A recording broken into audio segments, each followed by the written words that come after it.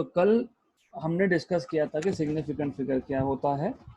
मैंने आपको बताया था सिग्निफिकेंट फिगर का एक एग्जाम्पल दिया था मैंने आपको। वो एग्जाम्पल ऐसा था कि हमने 3 रीडिंग लिए, 15.4 पहला आया, दूसरा भी 15.4 आया, तीसरा 15.5 आया। हमारे पास एक सेंटीमीटर स्केल था, हमने 3 रीडिंग लिए, तो 3 डिस्टेंसेस मिले हम लोगों को। अब क्वेश्चन ये था क्योंकि 3 रीडिंग है तो मैं कोई भी एक यूज़ कर सकता हूँ, लेकिन कौन सा एक यूज़ कर सकता हूँ? तो हम लोग क्या करेंगे, हम लोग मीन लिया था हम लोगों ने। फिर हमने ये देखा था कि जो मीन वैल्यू आती है इसकी वो आती है 15.43 सेंटीमीटर। अब पहले 2 डिजिट 1 और 5 ये सर्टन है। सर्टन का मतलब क्या है कि हम श्योरिटी के साथ बोल सकते हैं कि 15 पॉइंट समथिंग आएगा। उसके बाद मैं सर्टन नहीं हूँ क्योंकि 15.4 और 15.5 इन दोनों में से एक आएगा। तो पहले 2 डिजिट सर्टन है और आखिरी के 2 डिजिट अनसर्टन है। फिर हम लोग क्या करते हैं कि पहले के 2 सर्टन डिजिट और एडिशनली एक अनसर्टन डिजिट ले लेते हैं और इसको हम लोग बोलते हैं सिग्निफिकेंट फिगर्स या फिर सिग्निफिकेंट डिजिट्स, राइट। तो ये सिर्फ आपको समझाने के लिए था। There are rules, significant digits के रूल्स हैं, तो हमको वहाँ पे वो रूल्स देखने होंगे कि वो रूल्स क्या है और हम लोग कैसे सिग्निफिकेंट डिजिट्स फाइंड करेंगे, राइट। तो let's go one by one and see what are the rules for finding out significant digits, right. So there are rules for significant figures. Rules for significant figures.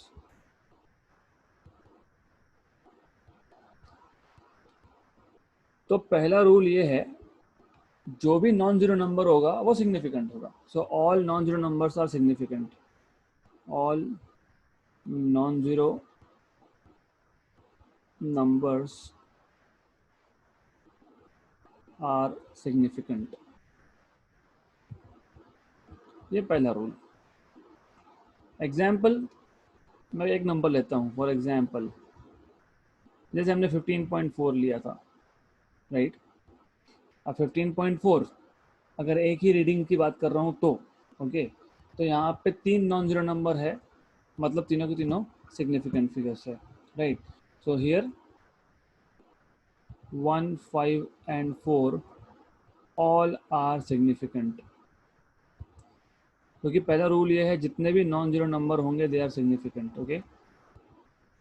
दूसरा, अगर एक zero 2 non zero numbers के बीच में आ गया तो वो significant. सो zeros और zero depends, zeros between 2 non-zero digits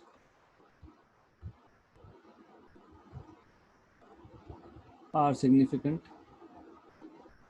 So what I'll do is better capital में लिखता हूँ तो थोड़ा याद रहेगा कि क्या सिग्निफिकेंट है और क्या सिग्निफिकेंट नहीं है। Just for telling you are significant. Example 2051। तो ये जो ज़ीरो है ये 2 नॉन ज़ीरो के बीच में है, इसलिए ये सिग्निफिकेंट है, right. So zeros between 2 non zero digits are significant, तो ये बताना चाहिए। तीसरा, all the leading zeros are not significant, ये पता होना चाहिए। लीडिंग जीरोस मतलब नंबर से पहले आने वाले zeros. Leading zeros are not significant.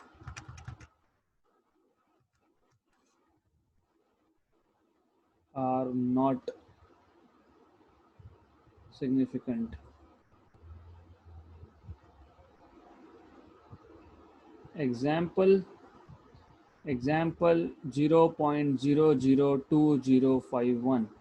मैं जीरो यहाँ का जीरो हटा देता हूँ टेम्पररीली, 251।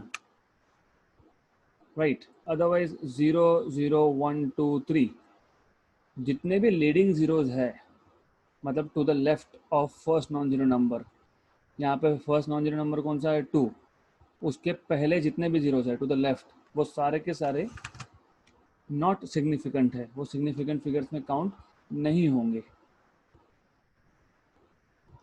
चौथा, trailing zeros to the right, मतलब राइट साइड में जीरोज जो आएंगे, फॉर एग्जांपल यहाँ पे एक जीरो आ गया, तो इसकी बात कर रहा हूँ मैं। ट्रेलिंग जीरो सिग्निफिकेंट सिर्फ तब होता है अगर वो डेसिमल के राइट पे हो तो how do we write it? Trailing zeros to the right, trailing zeros to the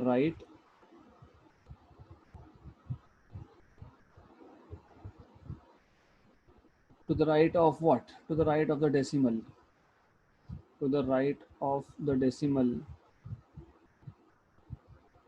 are significant,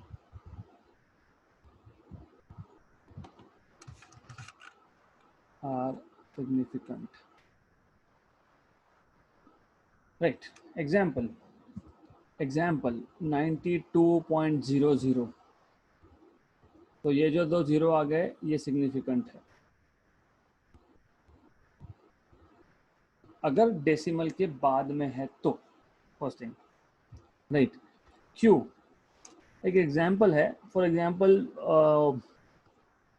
मैं एक मेजरमेंट ले रहा हूँ, मैंने लिखा 92.00, मेरा फ्रेंड एक मेजरमेंट ले रहा है, उसने लिखा 92, जस्ट 92, राइट, या फिर 92.0 बेसिकली, ठीक है 92 मान लेते हैं। भले दोनों रीडिंग सेम है, दोनों रीडिंग्स 92.00 और 92 आप सेम मानते हो, लेकिन जब आप 0.00 लिखते हो मतलब ये आपको इंस्ट्रूमेंट का एक्यूरेसी बताता है। जब आपने लिखा 92.00 मतलब मेरा जो इंस्ट्रूमेंट है वो 10 टू द पावर 2 मतलब 0.01 कितना उसका लीस्ट काउंट है। जब मैंने सिर्फ 92 लिख दिया मतलब उसका एक्यूरेसी कम है बेसिकली। मैंने अगर 92.0 लिखा मतलब इसका एक्यूरेसी 0.1 सेंटीमीटर का है, मैंने 0.00 लिखा मतलब 0.01 सेंटीमीटर का है, मैंने अगर 3 जीरो लगा दिए मतलब 0.001 सेंटीमीटर का एक्यूरेसी है। इसलिए फिर trailing zeros to the right of decimal, अगर डेसिमल के राइट साइड में होंगे तो they are significant. Left side में डजंट मैटर, लेफ्ट साइड में कोई काम का नहीं है वो, मतलब 0.92 ऐसा लिख दिया मैंने तो ये जो है it is not significant, right. Fifth rule, trailing zeros in a whole number with decimals shown are significant. Trailing zeros in a whole number with decimals shown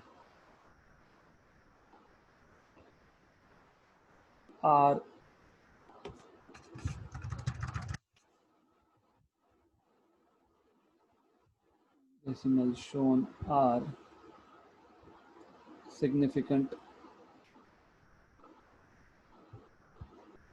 example मैंने लिखा 540 पॉइंट, तो डॉट लगा दिया मैंने, तो ज़ीरो जो है यहाँ पे ये सिग्निफिकेंट हो गया। अगर मैं ये डॉट नहीं लगाता तो फिर ये ज़ीरो सिग्निफिकेंट नहीं था। तो ये रूल है, इसको एज अ रूल ही याद रखो।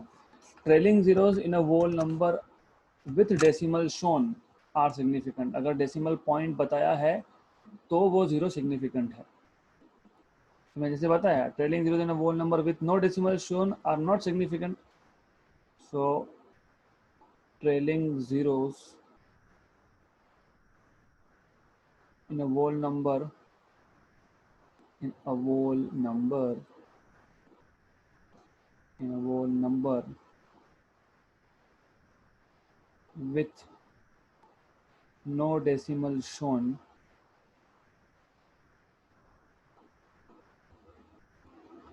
are not significant, are not are not significant.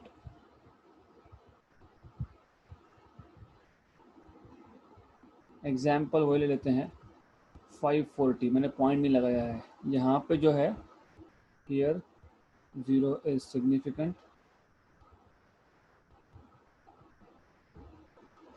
and here 0 is not significant.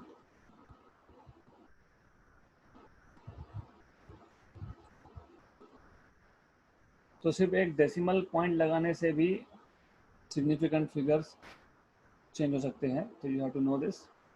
Exact number जो होते हैं they have infinite number of significant figures, so I am not talking about that. Exact मतलब 1.0000000 like this, so we are not talking about that because we will not need that also. तो ऐसा भी होता है कि जब आप scientific notation में लिखते हो, साइंटिफिक नोटेशन मतलब क्या बताता हूँ. So for a number in scientific notation, for a number in, sorry for this, for a number in scientific notation, scientific notation मतलब हम लोग लिखते हैं ना, for example 2 into 10 power something, 6.4 into 10 power 7, 0.61 into 10 power 7, ऐसा. This is scientific notation. So for a number in scientific notation, that is some number n or better, still better, I will stick to your textbook notation, a into 10 raised to n. That is your textbook notation. So for a number in scientific notation, all the digits comprising a, जितने भी a में digit होंगे, for example 12 लिखा तो 1 and 2 दो digits हो गए, 23 लिखा तो 2 and 3 दो डिजिट्स हो गए, 35 लिखा तो 3 and 5 दो डिजिट्स हो गए, 300 लिखा तो 300 3 डिजिट्स हो गए, right. So that's what I'm talking about. For a number in scientific notation, all digits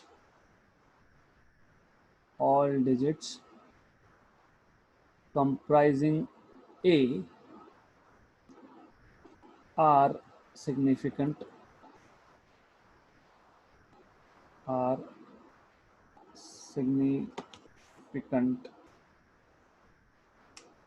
और ये जो सिग्निफिकेंट की बात कर रहा हूँ, तो पहले जो 6 रूल लिखे हैं हम लोगों ने, वो 6 रूल अप्लाई करने पड़ेंगे. हाँ, तो ऐसा नहीं है, उसमें देखना पड़ेगा 550 पॉइंट लिखा है कि नहीं लिखा है, तो आपको देखना पड़ेगा जो भी पहले 6 रूल लिखे थे हमने.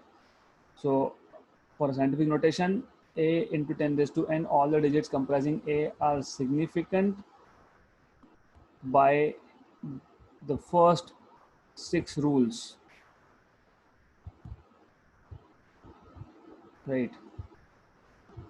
और एक 10 और x जो है सिग्निफिकेंट नहीं है, and 10 and x are not significant, right. तो मैं वापस से रिपीट करूंगा. हम लोग यहाँ पे सिग्निफिकेंट फिगर्स की बात कर रहे थे. मैंने आपको कल बताया था कि सिग्निफिकेंट फिगर्स क्या होता है. आज हम लोग सिग्निफिकेंट फिगर्स को आइडेंटिफाई करने के रूल्स की बात कर रहे हैं. एग्जाम में ऐसे क्वेश्चंस आएंगे आपको. इनफैक्ट जो मैं टेस्ट लूँगा उसमें मैं डाल सकता हूँ ये क्वेश्चंस.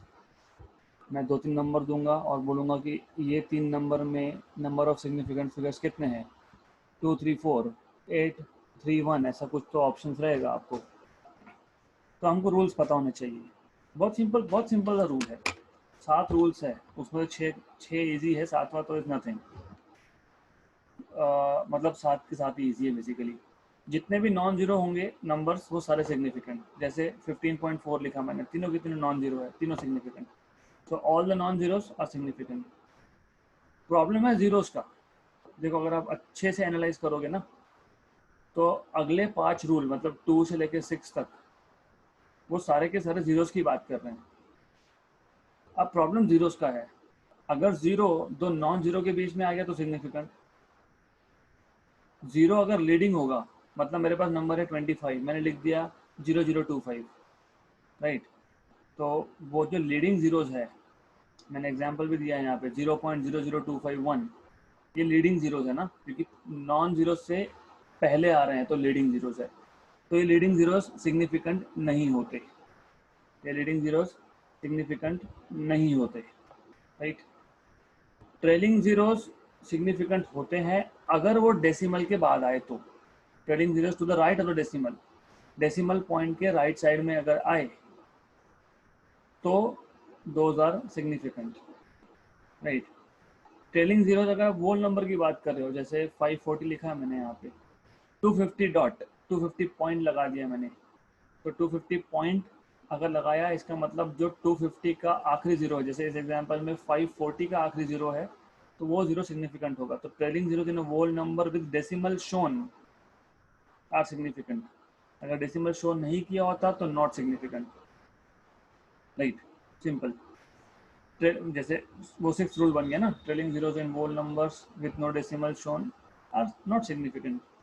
फिर अगर हम लोग साइंटिफिक नोटेशन में लिखते हैं और लिखेंगे, और साइंटिफिक नोटेशन कैसे लिखेंगे वो मैं इसके बाद बताने वाला हूँ, उसको हम लोग बोलते हैं ऑर्डर ऑफ मैग्नीट्यूड बेसिकली, वो हम देखेंगे, राइट। तो अब आइडिया ये है, अगर मैं एक नंबर को साइंटिफिक नोटेशन में लिख रहा हूँ a इंटू 10⁻n, ये एक नंबर है basically, a is some number into 10⁻n, तो a में जितने भी डिजिट्स आएंगे वो सिग्निफिकेंट हो गए, प्रोवाइडेड वो a जो है उसके लिए आप ऑलरेडी पहले 6 रूल अप्लाई कर चुके हो, सिंपल। 10 और n, मैंने x लिख दिया यहाँ पे, ये n है। 10 और n जो है पावर का इंडेक्स जो है, दीज आर नॉट सिग्निफिकेंट, तो you have to remember this, 10 and n are not significant। वापस से 7 rule easy, all non-zeros significant, zero between two non-zero significant, leading zeros not significant, trailing zeros to the right of decimal significant, trailing zeros in a whole number with decimal shown significant, trailing zeros in a whole number with no decimal shown not significant. In scientific notation, a into 10 raised to n, all digits comprising a are significant provided you already applied 6 rules, and 10 and raised to n they are not significant, there's nothing, बहुत simple सा rule है, right, extremely simple rule, and we will take examples on this। हम लोग significant digits find करेंगे, हम लोग देखेंगे आगे, बहुत सिंपल है, तो डोंट वरी अबाउट दिस, ऐसे फिजिक्स एनीवे सिंपल हो जाएगा।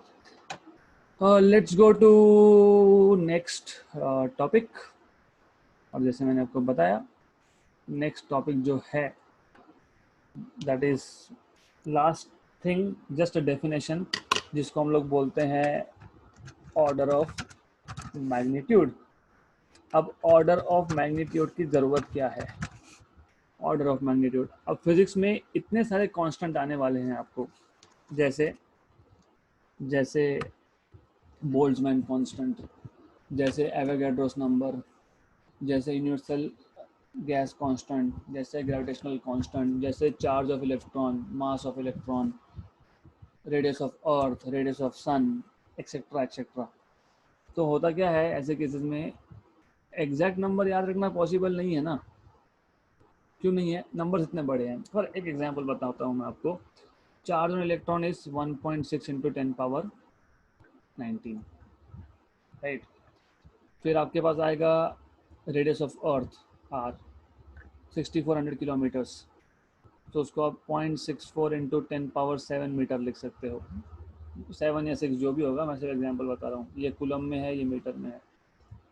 फिर मास ऑफ इलेक्ट्रॉन आ गया, मास ऑफ इलेक्ट्रॉन अभी यहीं पे गड़बड़ हो जाती है, मास ऑफ इलेक्ट्रॉन कितना आएगा, I don't remember like this, so 3 into 10 raise to -31 kilogram for example, मैं एग्जांपल दे रहा हूँ, -27 होगा, -31 होगा, जो भी होगा, राइट। अब इतने सारे constant, it is not practically possible for us to remember this a values, क्योंकि याद होगा साइंटिफिक नोटेशन हमने लिखा था a into 10 raise to n, ऐसा हमने लिखा था, ओके। तो इसलिए हमको ऑर्डर ऑफ मैग्नीट्यूड मतलब 10 का पावर, ये याद रखना इजी होता है। अगर मैंने बोला what is order of magnitude of charge of electron 19, मतलब 10⁻⁹, आई डोंट केयर वो ए में क्या था, ये JEE नीट के लिए बहुत काम में आता है। सिर्फ 10 के पावर याद रखना, और धीरे धीरे मैं आपको कैलकुलेशन के ट्रिक्स बताते जाऊंगा। And I bet you, I challenge you, ये कैलकुलेशन के ट्रिक्स JEE नीट के साथ साथ स्टेट बोर्ड में इतना काम में आता है कि लॉग टेबल को हाथ लगाने की ज़रूरत नहीं पड़ेगी। एक्सेप्शंस है, कुछ कुछ एग्जांपल्स में कैलकुलेशंस बहुत ज़्यादा कॉम्प्लिकेटेड होते हैं, तब आपको लॉग टेबल यूज़ करना पड़ेगा। बट नॉर्मली मेरे स्टूडेंट्स को मैंने पिछले 7 साल में लॉग टेबल को हाथ नहीं लगाने दिया। I want you to have your brain as computer, so easy है। तो ये ऑर्डर ऑफ मैग्नीट्यूड वहाँ पे काम में आता है। ओके, अब ऑर्डर ऑफ मैग्नीट्यूड मतलब इस फॉर्म में a×10⁻n के फॉर्म में अगर लिखना है तो कुछ रूल चाहिए। अभी रूल क्यों चाहिए? जैसे मैंने लिखा 6400 किलोमीटर, इसको मैं लिख देता हूँ 6400 × 10⁻³ मीटर, क्योंकि सबसे पहले ऑर्डर ऑफ मैग्नीट्यूड में लिखने के लिए नॉर्मली SI यूनिट में पहले कन्वर्ट करना होता है, दैट इज़ फर्स्ट थिंग। सबसे पहला ये चीज़ है। अब मैं इसको ऐसा भी लिख सकता हूँ ना, तो ये a×10⁻n हो गया। मैं ऐसा भी लिख सकता हूँ 64 × 10⁵, 6.4 × 10⁶, 0.64 × 10⁷, मैं ऐसा भी तो लिख सकता हूँ ना। तो अभी इन सब में से कौन सा एक्सेप्टेबल हो मेरे को? तो that is why there has to be rule to write in scientific notation. तो एक ही रूल है, जब आप साइंटिफिक नोटेशन में लिखते हो तो एक ही रूल है, ये जो ए की वैल्यू है ये हमेशा 0.5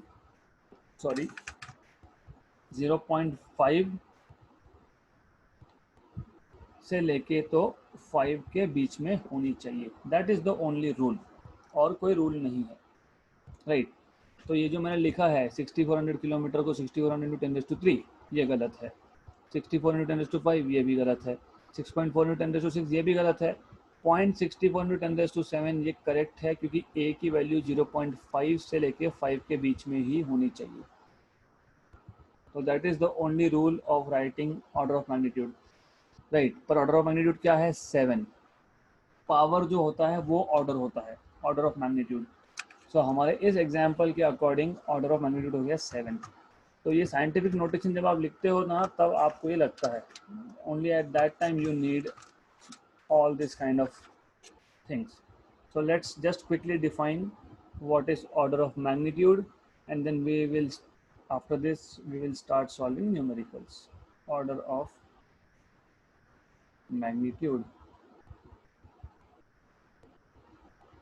तो जैसे मैंने आपको बताया, किसी भी फिजिकल क्वांटिटी को हम लोग साइंटिफिक नोटेशन में लिख सकते हैं, राइट। और वो जो साइंटिफिक नोटेशन है उसको एक्सप्रेस करेंगे a×10⁻n के फॉर्म में। a जो है वो 0.5 से 5 के बीच में होना चाहिए, दैट्स इट। तो द मैग्नीट्यूड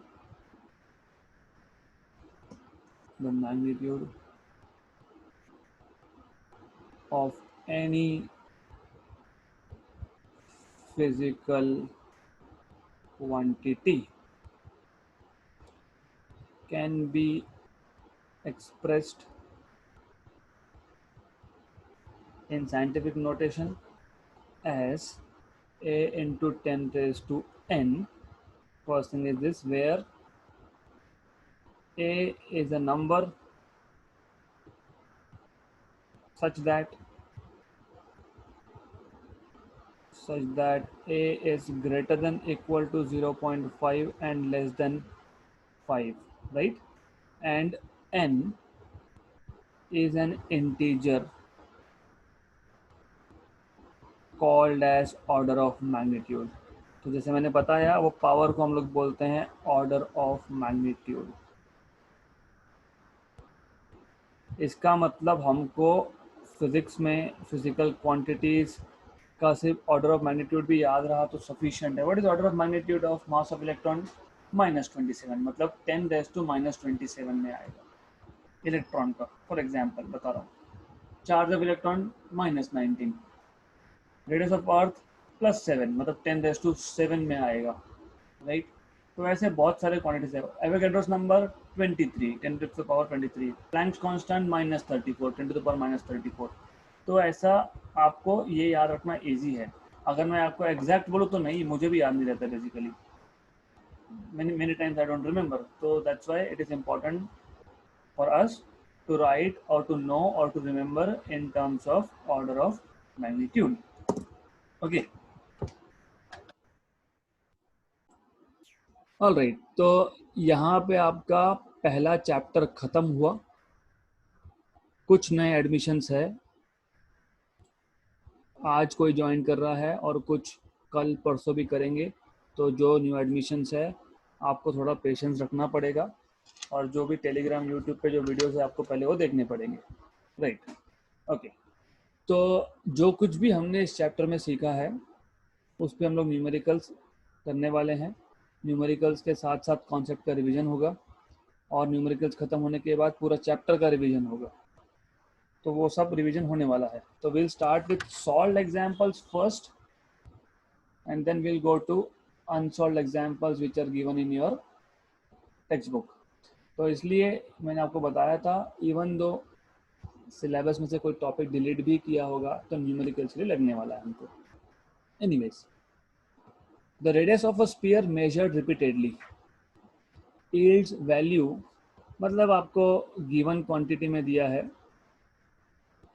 पहली रीडिंग हमको मिल गई 5.63 मीटर, दूसरी रीडिंग हमको मिल गई 5.54 मीटर, तीसरी रीडिंग मिल गई हमको 5.44 मीटर।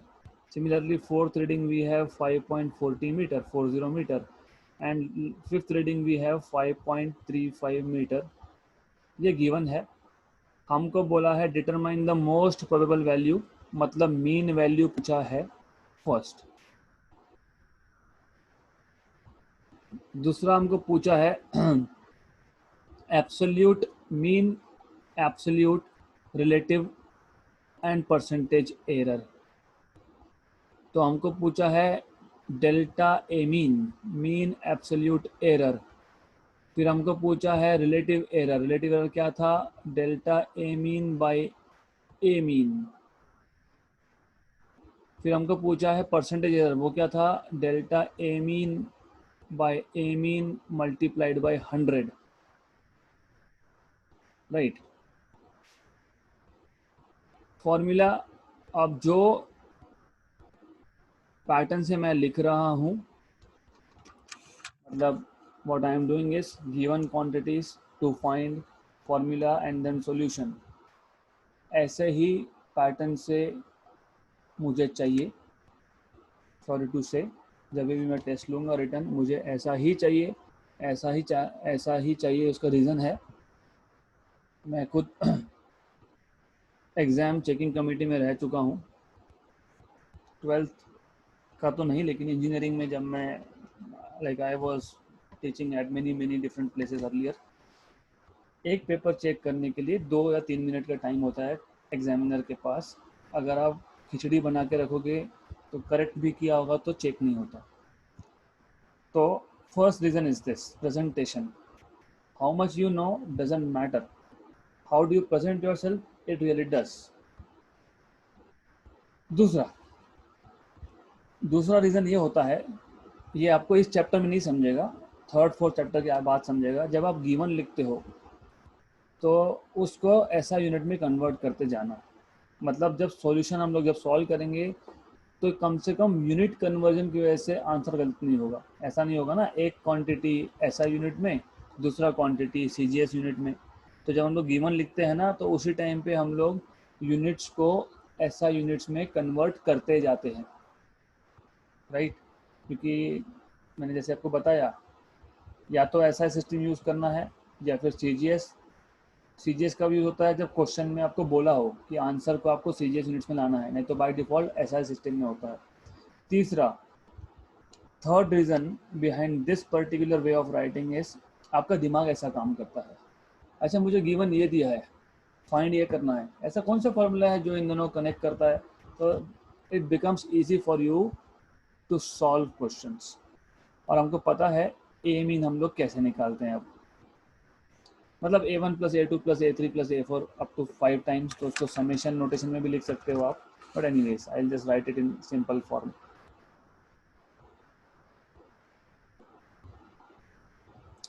अपॉन 5, ये आपको पहला फॉर्मूला पता है। फिर हमको डेल्टा ए मीन भी पता है। डेल्टा ए मीन के लिए हम लोग क्या करेंगे, एब्सोल्यूट एरर निकालेंगे A1 में, फिर एब्सोल्यूट एरर निकालेंगे A2 में, कब तक, एब्सोल्यूट एरर A5 में, और डिवाइड बाय 5 करेंगे, वो मिल जाएगा ए मीन, राइट। फिर तो वो फॉर्मूला दिया ही है सीधा सीधा, रिलेटिव एरर और परसेंटेज एरर का फॉर्मूला हमको दिया ही है। जब आपको डेल्टा A1 मतलब एब्सोल्यूट एरर इन A1 पता होना चाहिए, mod of A mean minus A1, right. So if you know this much then it is pretty simple thing, बहुत सिंपल है। तो पहला mean value A1 plus A2 plus A3 plus A4 plus A5 by 5, add करते जाओ, easy है, बहुत easy है, orally भी होता है, ये होना चाहिए क्योंकि हर एक में 5 5 5 5 है, 5 point something 5 point something 5 point something, तो 5 बार 25 तो यहीं पे हो गया। तो what I am doing is this, मैं इसको ऐड कर रहा हूँ, राइट। 25 हो गया ना ये। अभी बाकी नंबर्स ऐड करना क्या डिफिकल्ट है, 40 प्लस 44 84, 84 प्लस 54 88, 88 में 50 ऐड कर दिए तो कितना, ये पता होना चाहिए, राइट। और फिर 63 और 35 ऐसा हम लोग ऐड करते जाएंगे, ये तुम्हें पता होना चाहिए, फिर डिवाइड बाय 5 करेंगे। So this is all up to you. Calculations fast करना ये आपके ऊपर होता है। कैलकुलेटर और मोबाइल फ़ोन यूज़ करना बंद कर दो except for online studies, otherwise brain का प्रोसेसिंग स्लो हो जाएगा आपका, मतलब गेम्स खेलने की बात कर रहा हूँ मैं। एनीवेज, तो ये सॉल्व कर लोगे आप, ये जो भी आंसर आएगा यू विल डू इट, आप कर लोगे ये। फिर सेकंड केस मैंने आपको बताया, वो डेल्टा ए मीन निकालने के लिए तो हमको सबका delta A1 delta A2 delta A3 delta A4 सब फाइंड करना पड़ेगा हमको, तो वो भी करते हैं अब। सबसे पहले ए मीन की वैल्यू आनी चाहिए 5.472 metre, right, you will solve it. Then let me go to next page. फिर हम लोग मीन एब्सोल्यूट एरर निकालने के लिए पहले mean absolute error in A1 निकालेंगे। ए मीन क्या था, 5.472 माइनस A1, A1 क्या है 5.63, तो ये आपको मिल जाएगा समथिंग, ये आप करोगे। फिर आपको डेल्टा A2 मिलेगा, A mean minus A2 which is 5.54, फिर आप डेल्टा A3 निकालोगे, वो आपको मिलेगा 5.472 माइनस A3 विच इज़ 5.44, फिर आप डेल्टा A4 निकालोगे विच इज़ 5.472 माइनस 5.40, फिर आप डेल्टा A5 निकालोगे विच इज़ 5.472 माइनस 5.35। अब आपके पास डेल्टा A1 डेल्टा A2 मतलब ये सारे एब्सोल्यूट एरर मिल गए, और मीन एब्सोल्यूट एरर तो मैंने अभी आपको बताया, delta a mean absolute error क्या था अभी मैंने बताया ना, delta A1 plus delta A2 plus delta A3 up to delta A5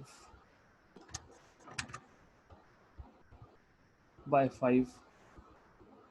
तो ये सारे के सारे सब्ट्रैक्शन करके delta A1 delta A2 A3 ये सब निकाल के डिवाइड बाय 5 करोगे, और ये आप कैलकुलेशंस खुद करोगे, राइट।